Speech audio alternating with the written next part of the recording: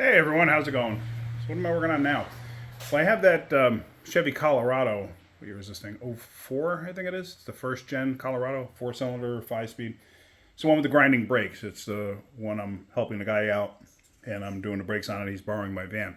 Yeah, it's been a month, but I just haven't had time to work on it, which is fine. He keeps in touch with me. I keep in touch with him. He's helping me around the house and stuff. So, it's all good. So I'm finally getting to it today. And I thought about something here. I actually jacked it up and I got it up on jack stands. And a lot of people don't think of these things, but there's a lot of safety and a lot of thought that goes into placement of jack stands and how a jack works and stuff like that. And, a lot of people just don't think about it. And that could have tragic consequences. So I want to talk about that briefly. My knee's really bothering me, so just give me a moment here when I'm like leaning down and stuff like that and kneeling down. I have a bum right knee. Eventually I'm going to get it fixed, just not right now. So I got the thing jacked up, and I'm going to pull the front brakes apart. And this is one of those where you got to pull the hub bearing and everything else, a whole assembly out to get the rotor off, if I'm not mistaken. I'll find out once I pull the wheel off, but I'm pretty confident that's how it is on this. So one thing people don't think about, when you're jacking up a car, you're using a floor jack. A floor jack does this. Now picture where the tips of my fingers are. As it's jacking up, it does this. So it pulls the car towards the jack. It doesn't go straight up like this, like a lift. It does this. Either make sure your car is in neutral if you're jacking up from the front, if you have a rear-wheel drive, or make sure that the vehicle can roll or the jack can roll. Because as it's doing this, either the jack wants to pull itself under or whatever. If you're jacking up on one side, make sure that the jack can do that, because otherwise you're binding as you're pulling. I've seen jacks fall off doing that. I've seen them slip. The next thing to think about is when you're letting it back down onto jack stands, okay? You position your jack stands just so.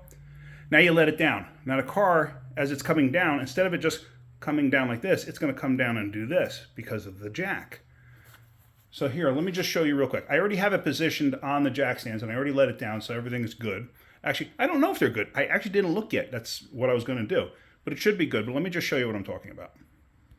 So here we are. There's the jack. Let me get a light underneath here just so you can see. But coming up underneath. So there we go. We're on the frame there. And as you can see, this jack stand actually barely fits onto the frame rails. This jack stand will probably be fine on pinch welds. These are pinch welds. If you have a unibody car, like a front-wheel drive or any standard vehicle today that doesn't have a full frame, you're going to have a unibody, which will have pinch welds or jacking points at some place on the body. Make sure you put the jack stand there. I'm actually going to leave the jack in place where it is. Now, when you're jacking up on the front end, make sure that you're going on a structure like a cross member. I've seen people go and place the jack on like the radiator support or something like that, which is not a solid piece. It's almost like, like a rocker panel type of sheet metal. Maybe a little bit stronger, but it's usually not strong enough to lift the entire car. So it's something you got to be mindful of. So anyway, I'm leaving the jack underneath there just to be on the safe side. So I'm going to pull the wheels off now. And when I pull the wheels off, I'm doing everything by hand. So I actually broke the lugs free first. Since I got to do everything by hand, I broke the lugs free. So now I'm going to take those off, pull the wheels off. So let me get the wheels off, and then let's look at these brakes. Got the wheels off, and I found a problem. Not sure if it's the problem. But let me show you what I'm talking about. I'm on the left front where there is no problem.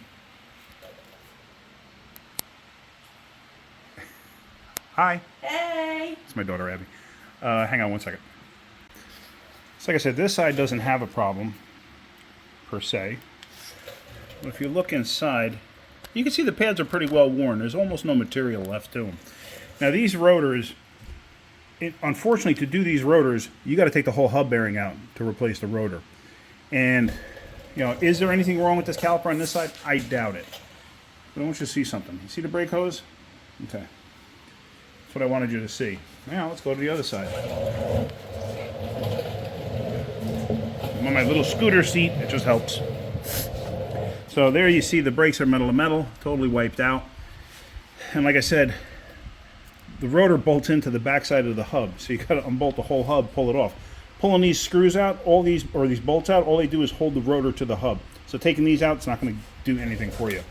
But brakes are grinding. See the brake hose? Somebody twisted it and bound it up. Is that the whole problem? I don't know. But that is a problem, and that could cause this whole issue. So what I need to do is I need to pop the caliper off, and I need to compress it and make sure it compresses. Because if it doesn't compress correctly, then I know I got a problem with the caliper too. Could it be the hose creating a problem? Sure. I can crack the bleeder open and go from there, and then I'll compress it and see what happens, just see if anything changes.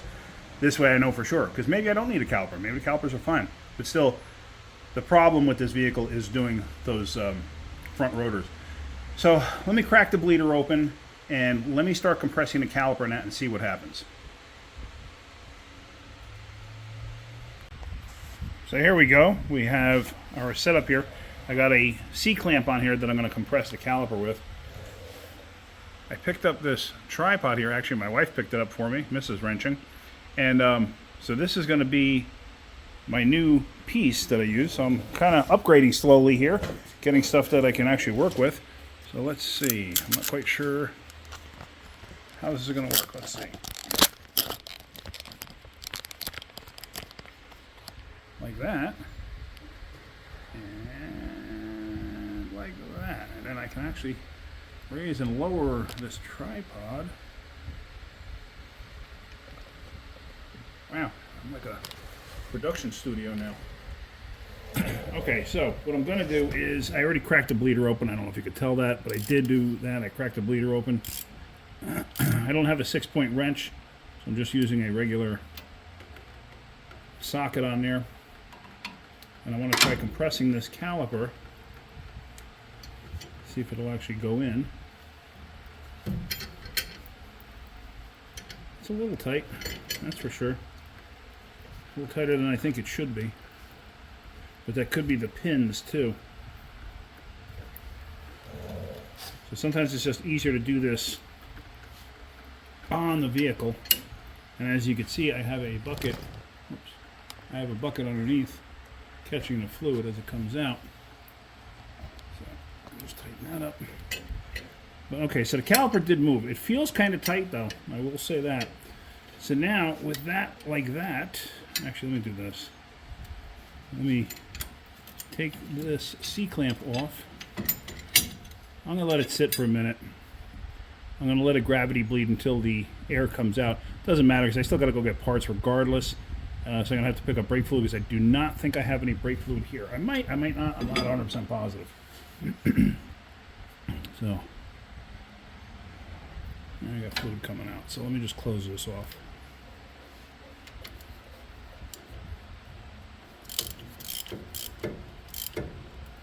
All right, but no, the slides are moving okay. So I'm afraid the caliper's messed up. At this point, we're going to probably do a pair of calipers, a pair of rotors, and a pair of hoses. But let me get this thing apart. All right, let me cut the wheels so I can get these bolts and stuff out.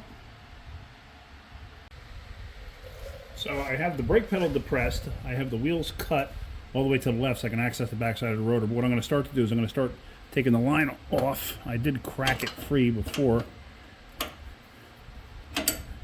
We're using a flare nut or a flare style wrench to help prevent rounding off the line or the line nut itself.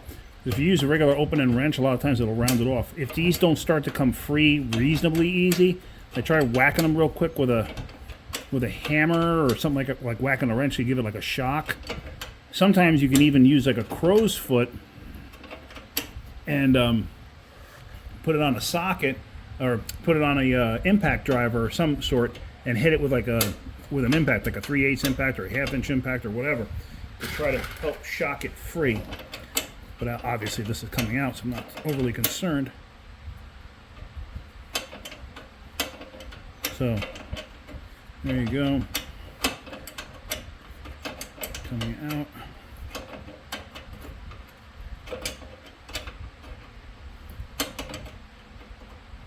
And of course, the further out the nut comes, the easier it is to get the wrench to go below the nut head. And then that creates a whole nother not a problem, but just added aggravation because you got to make sure that you have the wrench centered. And a regular open end is much easier to manipulate and get centered than one of these flare style wrenches. Okay. So now we're going to get a screwdriver in there and we're going to pry that off. Let me see what I have handy. This is just a retaining clip.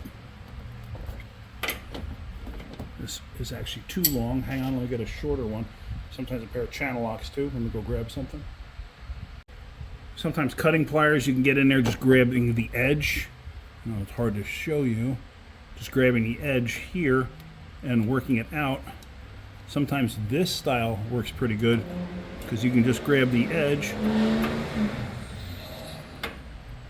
Truck sounded pretty healthy. And then work it off. Now, a lot of people don't realize this, but brake hoses, a lot of times the end is directional. It actually has like a keyway here that'll only fit in a certain position in there, or it's got like an offset pattern. Whoops, where am I? It's got an offset pattern here that matches up to an offset pattern in there. So with that off, put the clip down. Let me zoom out a little bit. Like this. All right, so now let me see what I need to actually get that caliper off. And on the back side here, they feel like perhaps 18s or something like that. But I'm going to take this hose completely off.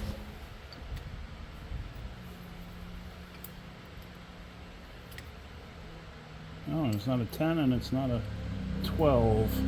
So that's probably an American size. Okay, kind of odd, kind of odd. Hang on one second.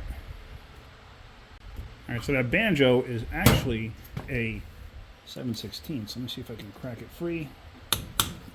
Yep.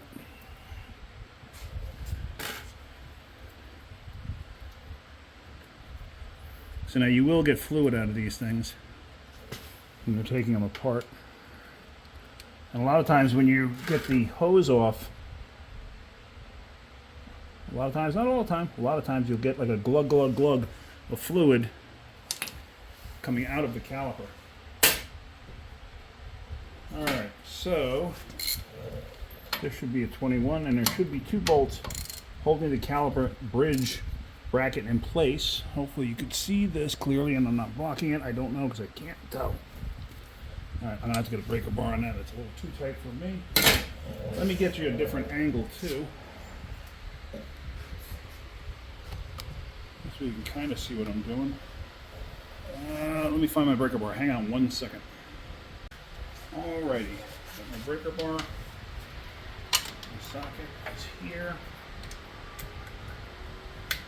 I figure it's good for me to show you how to do this stuff without a lift using all hand tools. I know not everybody can afford power tools and stuff like that. Okay, so there's one there. The other one I can feel it. I'm just feeling for it. I'm not even looking for it. Alright. So I cracked those 2 free. Get my ratchet on there.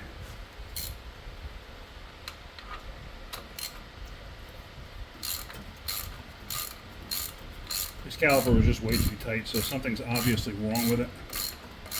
But we're going to do both sides at this point.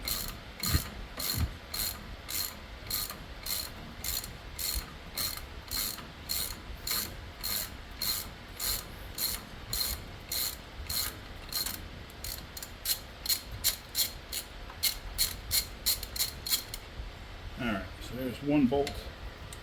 So I got a little magnetic tray up on the bumper.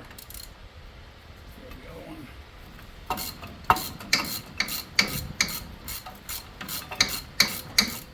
I got the little bucket underneath it to catch fluid, so as soon as this thing's ready to come off, I'm going to tip it so the fluid will come out the hole where the banjo bolt went through, you know, where the line hooked up. And the funny thing is, in the back room that I have here in the garage, there's a pair of calipers in boxes there. They look like GM calipers. I don't know what they're for. but they were new, or new remans. I gotta look to see what they're for. I mean, wouldn't that be wickedly cool if they were actually for Colorado? And that's not coming off of there. Get a screwdriver in there to try to pry it back a bit. This is a screwdriver, it's not a pry bar. Do as I say, not as I do.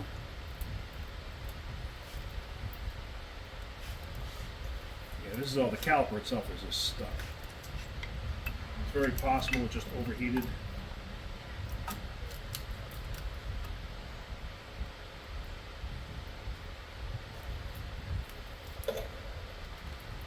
That's the other thing too, is I don't have any pry bars here at the house, so.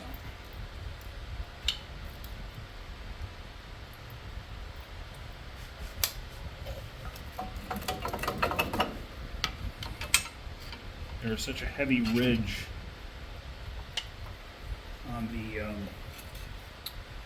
rotor itself that the pad doesn't want to come up over it.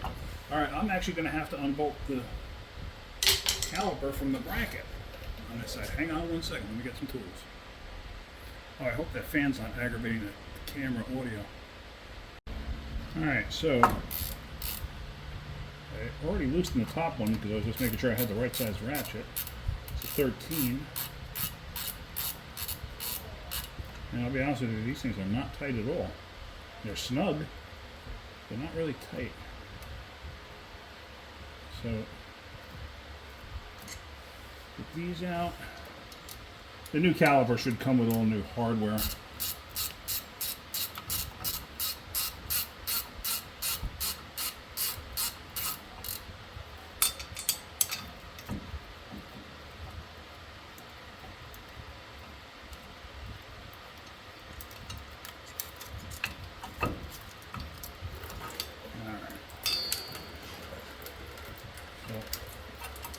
I don't know if you can see that in the camera. I'm just tipping the caliper over, try to get as much fluid in the bucket as possible. I did spill some on the floor. I got some paper towels I can clean it up with. I found some paper towels that somebody had thrown in the garbage. Not quite sure why. I'll grab those, or I got a rag over here I can use. Just clean up the little bit that's spilled.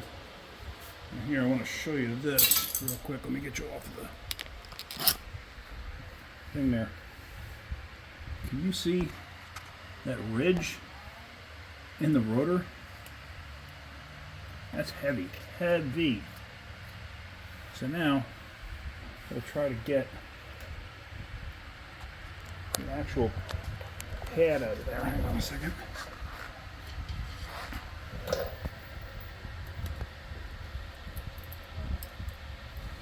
There it goes. But wow, did you see how far in that pad was into the rotor? So now that that's off, you know, like I said, you could see how deep.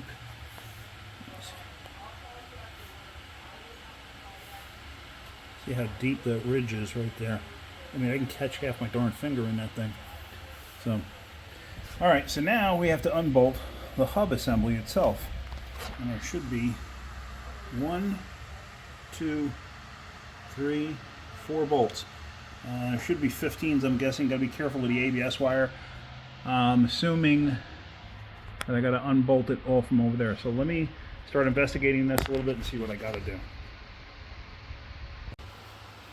Okay, so basically I just released all the push pins holding the ABS connector in place. Now I'm gonna disconnect the ABS connector up here, if it'll come apart.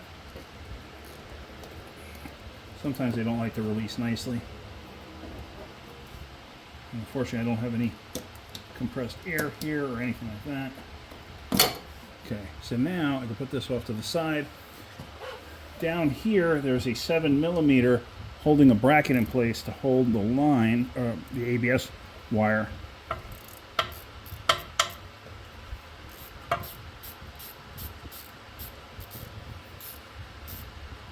And then over here is like a 13 or something up here. Put this off.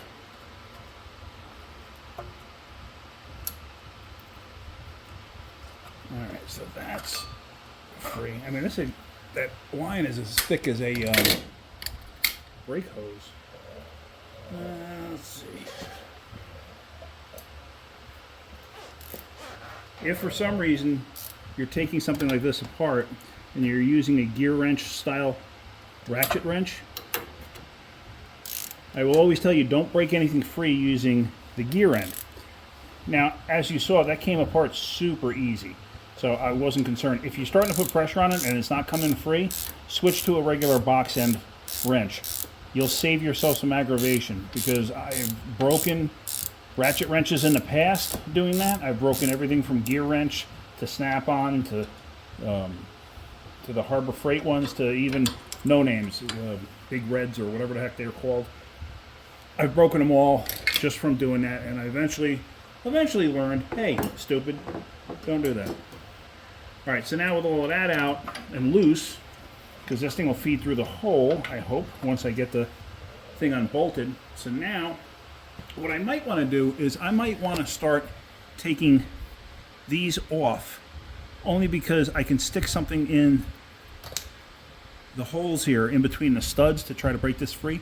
So I might want to do that. I'm not quite sure just yet. Let me think about it for a second. Okay, so searching through the garage, I come to find this piece of steel here, which happens to fit over a lug nut nicely and jam up against the hub edge. And I don't know what it's for. I think it's probably for like a tractor as part of a hitch, maybe. It was leaning up against the wall, but it fits perfectly. So I already broke some of the other ones free, but I just got the socket on this one, and it's not like ultra tight or anything. It's just, it's a very tight fit. You're not going to get a very tight fit for the socket. You're not going to get a impact socket on there, that's for sure. There, you see how that just fell in? And yes, I'm using a claw hammer because I don't have a dead blow here. So, all right. So now they should all be nice and loose. Now this, like I said, I thought that was kind of neat. Came in handy for what I wanted.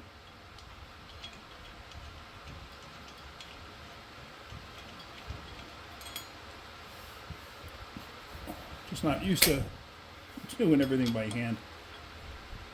I'm used to having impact tools and a lift and everything else, but you know that. But hey, I show that you can do it. You can do it.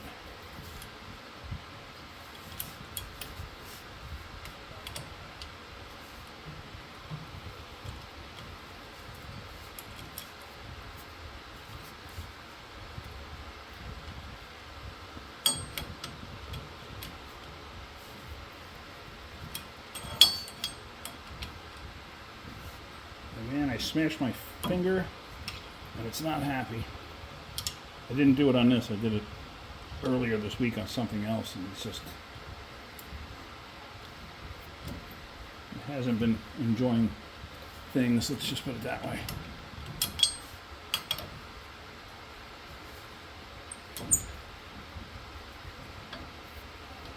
So all of this is coming off.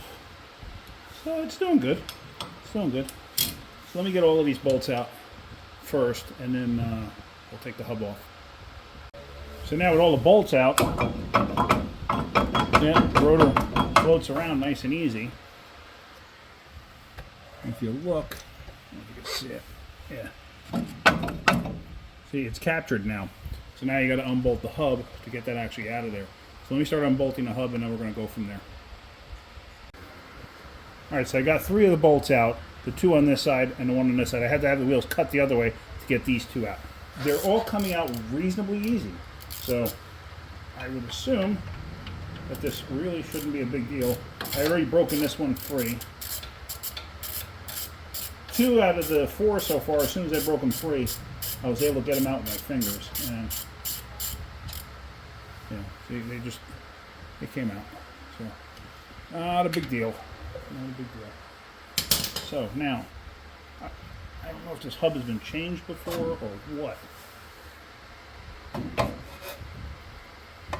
I'm going to try to do is just line the rotor up a little bit.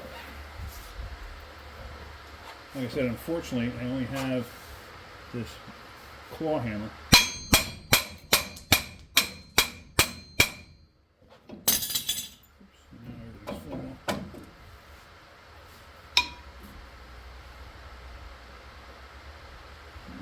And it actually looks like it's moving already. So that's a plus.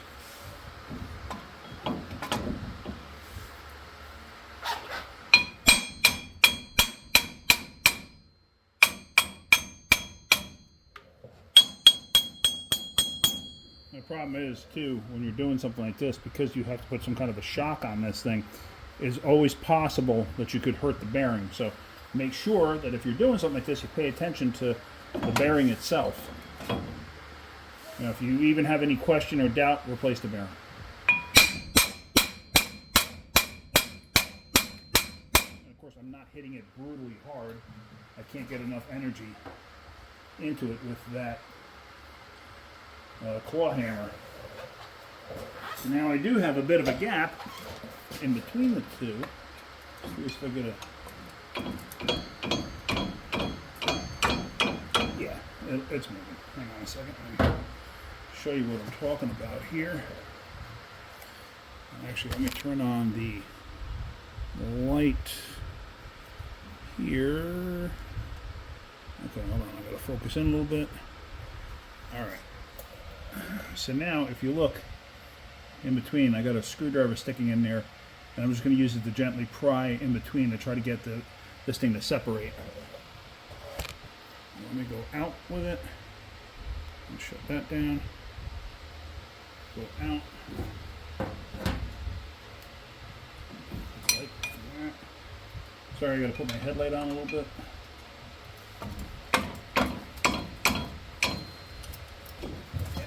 It's coming out.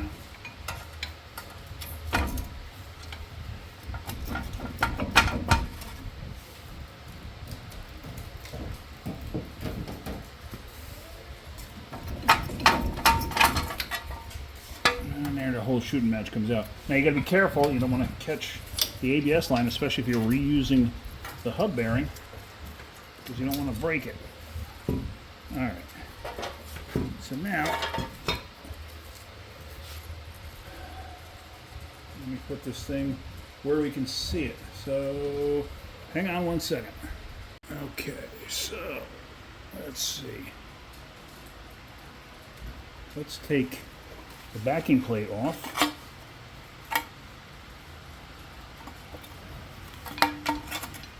Just like that.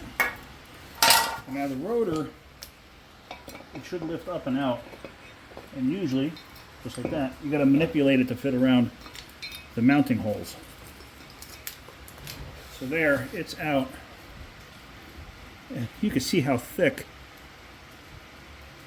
that lip is.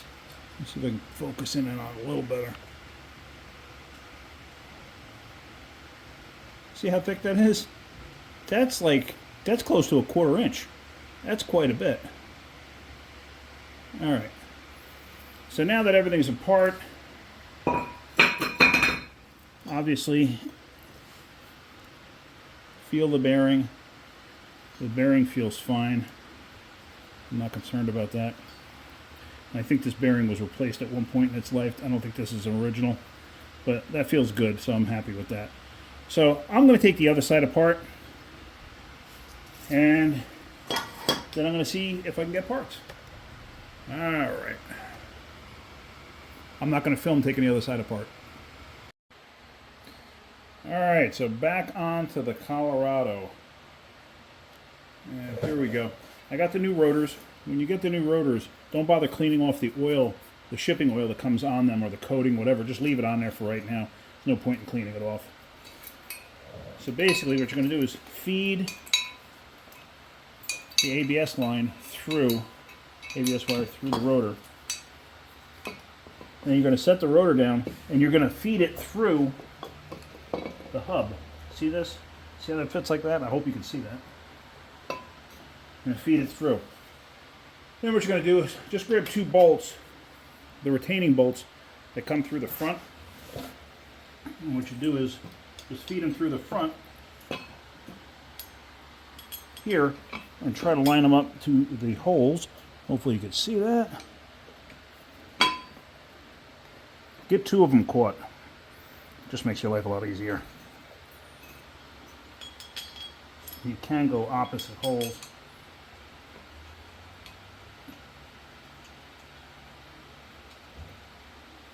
So what I'm going to do is I'm going to just drag those down, and I'm going to catch the other ones. I'm not going to drag them down. I'm going to still leave it so the rotor will flop around, catch the other bolts, and then we're going to snug them, and then we're going to get this thing assembled. So now, with all the screws in, and they're just snug, they're not tightened up yet, make sure you put the backing plate in place. And it's directional, so make sure you put it in the right direction. Some vehicles won't have, like, these little indents here. These little indents go towards the hub itself. Some vehicles, if it had indents, just pay attention to it. Some vehicles, if it had indents, it may go towards the knuckle. You never know. But basically, I'm going to feed the wire through.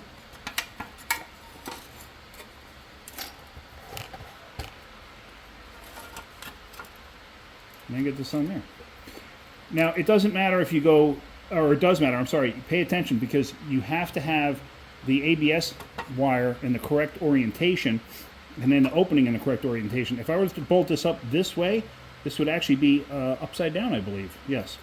So what you want to do is rotate the hub, get the hub in the right position, because this opening here has to be in the right orientation for the caliper to fit. So now, with that in position like this, of course, as you get closer, you can manipulate it however you need to. But I figure it's just easier to show it this way. So now, what we do is feed this in place. And this can get kind of tricky. But you just got to have patience. And it doesn't have to be exact at first, because you're going to make it exact later. So now, I just need to get this to go in place. Kind of. So it's kind of hanging out there. It's not done yet. It still has to go into the right position. Can I get this light in a position where we can see? So now what you need to do is pay attention so those tabs don't wind up in the hole. See that it's actually in the bolt hole there. You don't want that. So I got to manipulate that and get that in the right position. So now I'm going to mess with this so I can get this to where I can get a bolt in place. And all the time, just make sure that your ABS line is, or ABS wire is in the right place. So, I have one of the attaching bolts. I'm going to stick it through the hole in the back. Once I get this thing lined up, I will show you what I am talking about. Now, sometimes this can be tricky because you have to go through the backing plate and the hub. Like I said, I have no power tools here. I have nothing, so everything's being done by hand. I could have taken a wire brush if I wanted to and wire brushed the hub where it goes into the knuckle, but I mean, everything came apart reasonably easy, so I wasn't overly concerned with it. And all I'm doing now is I'm just pulling the wire to the other side, because it actually has to go to the other side. It was just ease of getting it in place is the reason I did what I did first. So hopefully the audio is coming out okay. Oh, oops, wrong bolt. And usually what I like to do is, see that now I'm manipulating the line there, the wire. I keep calling it a line, it's not really a line.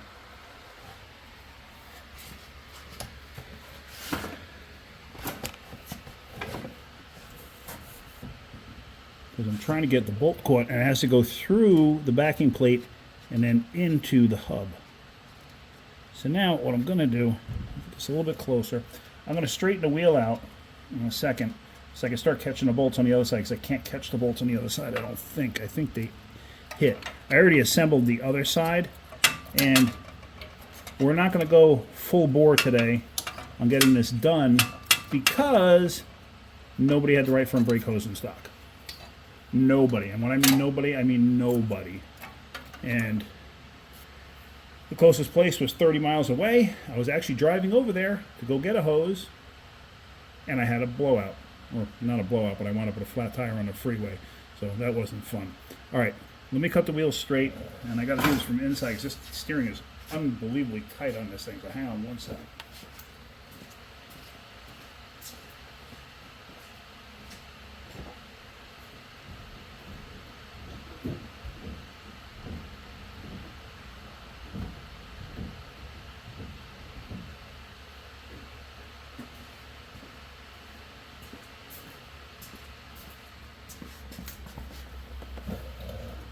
Now with that there, I can catch the other two bolts on this side.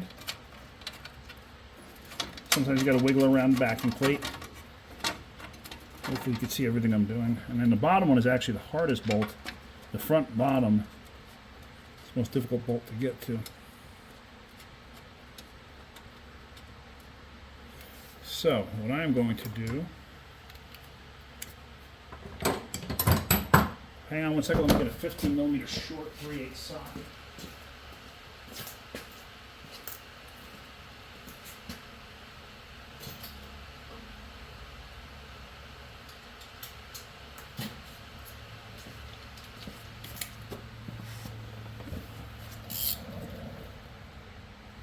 And what I'm going to start doing is I'm just going to tighten up. I'm going to start snugging down in a crisscross fashion.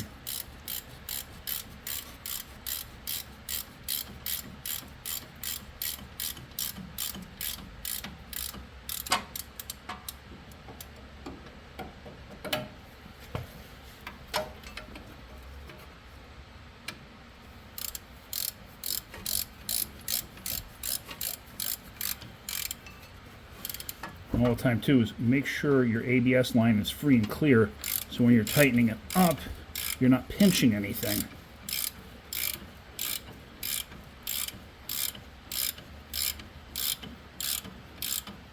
Like I can feel it dragging in now.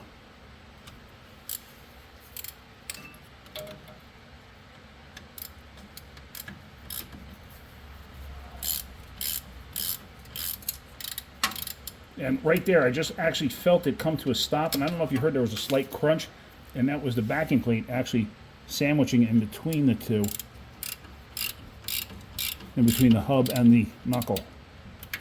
So it's just snug.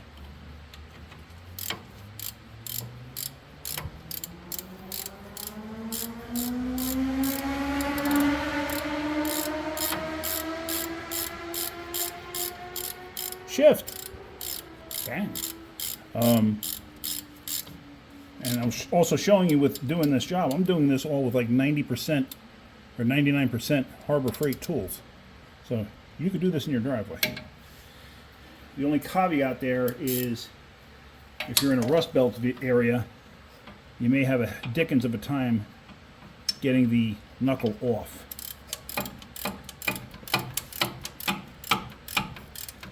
And if you're in a rust belt area and you're having a hard time getting the knuckle off, the hub out, prepare to just put a hub and bearing in it too, because usually you can't save them. And that's the other thing too, is if you're in a situation where it won't come out, you'll have to take the whole knuckle off and then have it pressed out, because rust is bad, and rust will absolutely seize things together where you wouldn't think it would. Alright, so now they're all snug down, so now I'm going to go and just tighten them.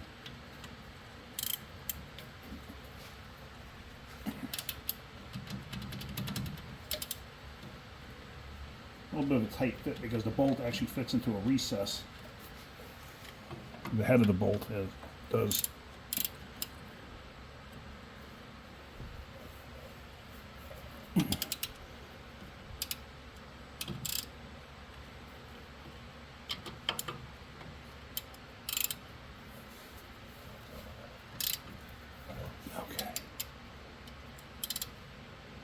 Now this is a 3/8 ratchet. I mean, I could tighten it with a 1/2 inch if I wanted to, but no need to.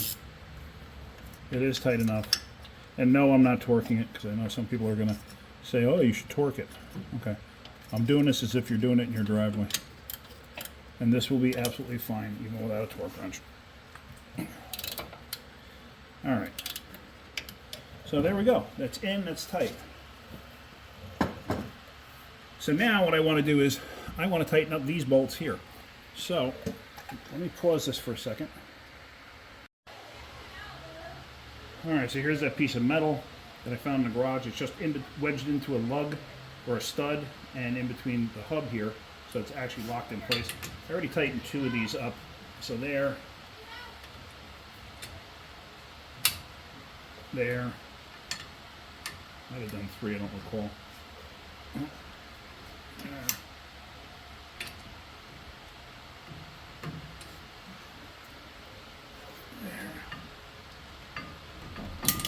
Now I have seen people tighten these things too much and actually strip out the hole in the rotor, the threaded hole in the rotor. I've seen people do it. Put this into a different position for that one. Just hitting the tool or the piece of metal there.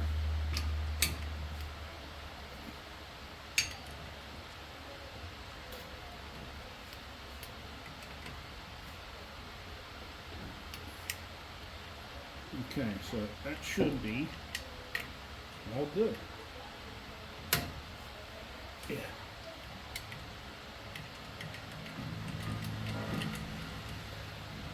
Hopefully my knee wasn't in the way the whole time. So those are all tight now. So now what I'm going to do is I'm going to clean that off because that has a coating on it. So let me get my brake clean and a rag and I'll clean that off. Okay, some trusty brake clean. That's all I'm going to do. Clean rag. Wipe it down. Same thing on the back side. Oh, and if you have cuts you don't know about, brake clean will help you find them. Alright, so now I think what I'll do is I'm going to run the wire here first for the ABS.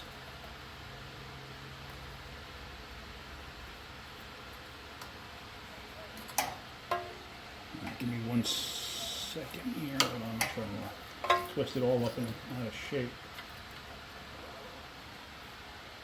And I gotta find where I put the little screw. It's up here. There's a little screw. I don't know if you can actually see it.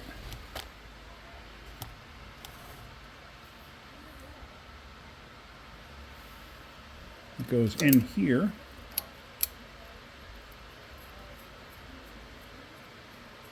And actually, the bracket itself is kind of tight. But once you bottom it out, like it threads into the bracket a little bit. Like the hole is just a hair small, almost like it's threaded for it, but it's not. Okay, hang on 1 second. Alright, so now we're going to put this in place, like so. And it has a little tab that cuts through that hole there to like line it up. I don't know if you can see that.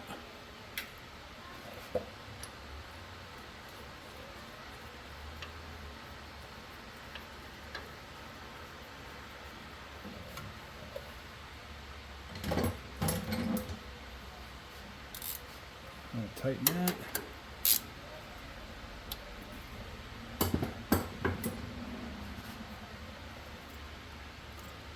Now we're going to run the wire.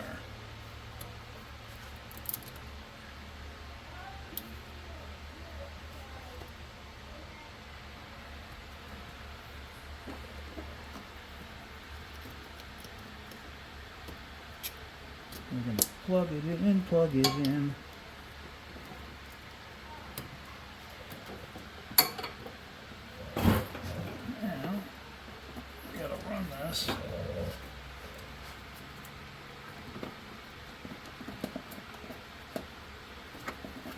Sometimes you got to do this stuff by feel, and I'm probably blocking the camera. And if I am, I apologize. Really, nothing I can do about it. There it goes. Okay, and as you can see, those 2 clips are in place there. Alright, so now let me cut the wheels back. Like I said, I got to do that from inside. I can't do it from out here.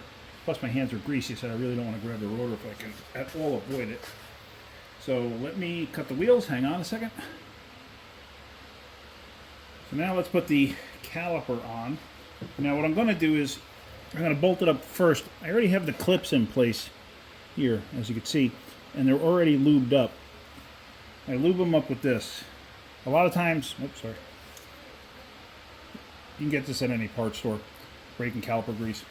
A lot of times pads will come with a lube or whatever, or sometimes calipers will. These did not come with anything. So it is what it is, but I mean, that's why I keep that stuff on hand. So now I'm going to bolt this up, and the reason I do this is I don't, like I said, I don't have power tools here, so I can't really unzap the caliper bolts easily. So I figure I may as well just bolt it up, and then I'll take the bolts out to take the caliper off. It's just as easy. So let's find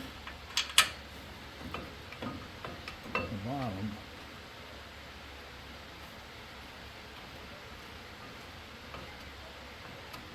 All right. So now the bolts are going in. Let's see if you can see that.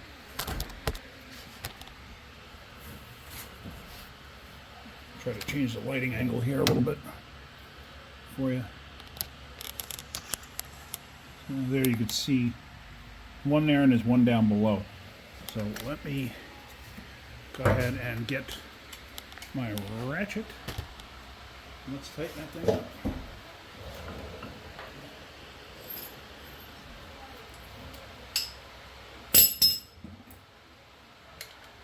For some reason, when I was cleaning up my garage, I came across the fact that I had like 6 short ratchets, short half-inch drive ratchets. I'm not sure how in the world I wound up with so many, but I did. They're mostly Craftsman. Actually, I think they're all Craftsman. I think one's an SK. Maybe. No, actually, no, they're all Craftsman. I came across a couple of 3/8 drives that were SK.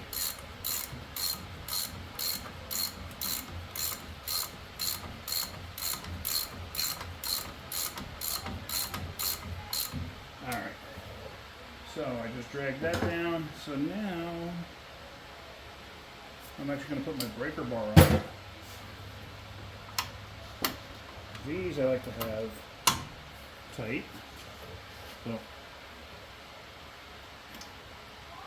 could I go tighter? Sure, I could go tighter. I'm not going to though. It's not necessary. I see people over tighten the daylights out of stuff all the time. All right, so that's in place. Alright, so now I'm going to unbolt the caliper itself.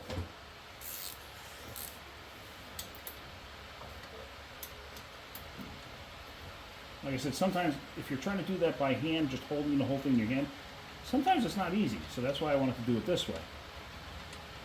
So let me get this unbolted. And as far as we're going to go tonight is getting this on and then getting the hose on, and that's going to be the end of the video because I'm still waiting for a hose that I now won't see till tomorrow night. So, what did I do with my brake pads? Hang on while I go find my brake pads. So here's the pads. I don't put anything on pads. I know I used to put like, I used to spray the back of them with that anti-squeak stuff, or I used to coat them with that stuff that looked almost like a red silicone. I don't do any of that anymore, and I don't have any problems. So anyway, some brake pads come with clips, or these squealers they're called, and you see how they're in different positions. So obviously if I put this on this side, the squealer is going to be on the top. If I put this on this side, the squealer is going to be on the bottom. Same on the other side. You want the squealer at the point of first contact of the rotor. Meaning, when the rotor is going, when the car is going forward, the rotor is going in that position. So the point of first contact is down here. Why? What's the reason for that? Because technically a pad will wear faster towards the point of first contact, which is down here. You may not even be able to see it, but it will have a tendency to wear faster down here because as it grabs, it has a tendency to want to do, it wants to work its way out like this. So it'll always wear this side just a hair faster. Like I said, it could be perfectly even, or at least look so by the naked eye, but it's actually wearing slightly more down here. So you want these facing down. Now, if only one pad has this, you want this to the inside and on the bottom. So we'll get these in place.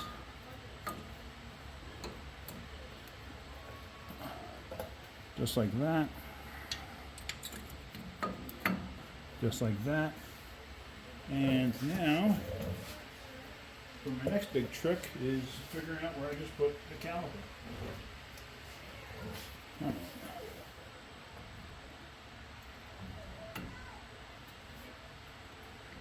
Alright, so the caliper is actually just a touch tight. So I'm going to have to squeeze the pistons in just a hair. I had the same problem on the other side. I had to squeeze them in just a hair. So let me get a C-clamp and let me show you that real quick. Okay, and as you can see, I have an old brake pad here. And all I did was put the small C-clamp in here and compress it. And it compressed in just a little bit. That should be just enough to get this back in place.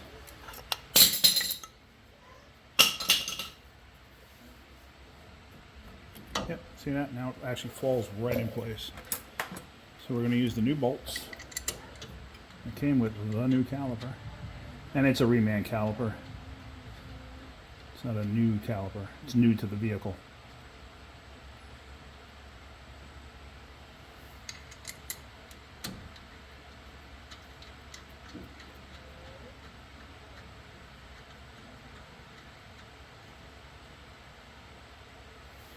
Okay, so that's that.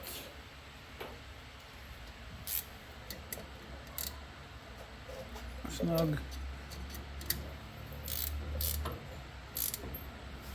So, you know, this one's rotating down here. I don't know if you could see that. Let's see.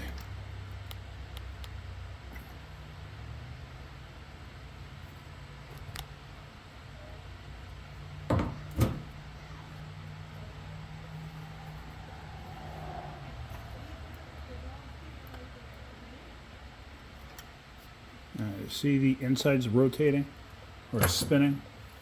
So all I'm going to do is grab it like that with a adjustable wrench and get it tight. So that's it. So that's on. It's tight. I just verified the top is tight. So now we can go ahead and we can get our hose in place. Okay, so here's our new hose. So we're going to get this in place. Remember I told you sometimes, many times, there's going to be like a centering pin or some type of a different cutout. And if you look closely at this, you'll see that this is rounded here, and then you have like a notch here, you know, like a nut would have or a bolt would have. That's going to fit in a certain way into right there. So now what I want to do is, I actually want to make sure this spins freely. Which it,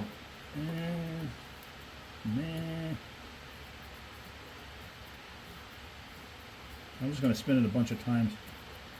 Try to work in the brake fluid that's right there. If I had power tools, I would actually stick a socket on it and spin it with a power tool. That helps an awful lot to get these things to spin nice and free. Alright, so now, get that. A lot of times what I'll do first is, I'll actually take the line, and I'll stick it up in there, try to figure out which way does it want to fit. Because once I figure out the way it wants to fit, then I'll usually put a mark or something just to help me along. Alright, I'm going to have to move the camera in that just so I can get in there to try to verify the position I want this thing to be in. So let me do that first, and then once I do that, then I'll get back to or I'll start filming that again. Okay, so I actually can't find a position where this is actually happy in, and it looks like this end has been all rounded out and messed up. So what I'm going to do is, all I did was screw this onto the steel line like so. And now what I'm going to do is I'm going to verify, or I'm going to get at least the bottom end to fit onto the caliper first. Mommy's home and Gigi's going nuts. So this is going to go in like this. So that'll kind of predetermine at what position I want the top to be. Because see how the top rotates right now? See that? So let me get the bottom caught and then we'll worry about the top. Okay, so the line is lined up down there. So now I just got to tighten the banjo fitting down here. And the new one is a 10mm.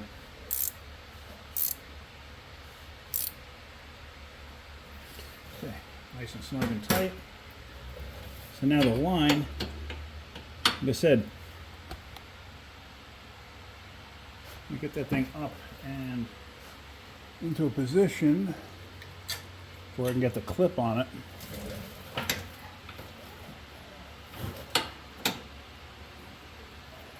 And I'm pretty sure these lines were replaced at one point in this car's past. Let me cut the wheel straight so I'm not tight on the line. Hang on a second. I got the line kind of where I want it. It's hard to tell though, because like I said, this hole is a bit boogered up. So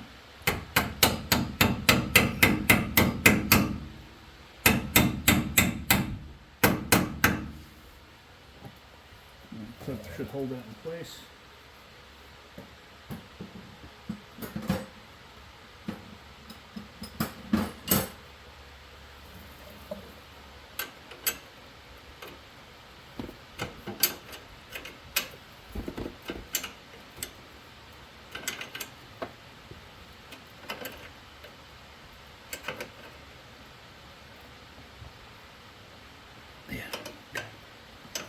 That's it. Ain't gonna go nowhere. So that's it. It's all together now. All together now.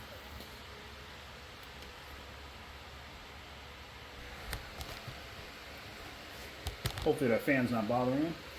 So I wanted to show you that you could do this job in your driveway, in your garage, with hand tools. Like I said, if you're up north, I'm sorry. If you're in a rust belt, you may want to start spraying stuff down now with rust penetrant. But that's pretty much it. Once I get the other hose, I'm going to bleed this thing out, then it's all done. But otherwise, it's pretty much complete. And then I'm going to worry about the cranking situation in another video.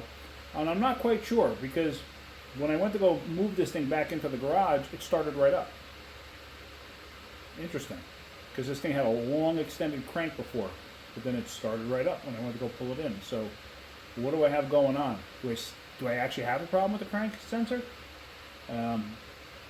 Wiring, PCM, or do I have a fuel issue? That's the other thing. It could be a fuel issue. I'm not sure. But I'll have to look at that later.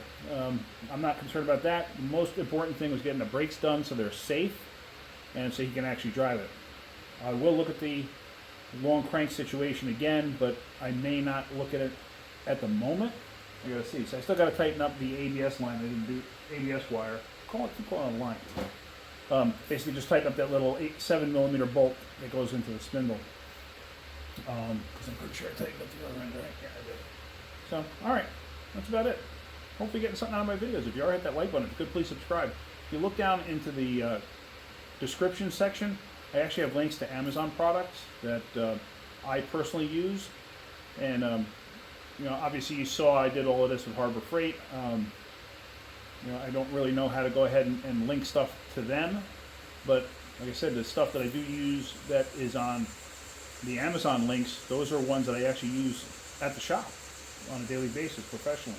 So anyway, that's about it. But if you could click on a link, I'd appreciate it. I'm not asking you to buy anything. Just give it a click, and because clicks do help, because I have other things in the works, and these t-shirts should be done soon, so look for those coming out soon.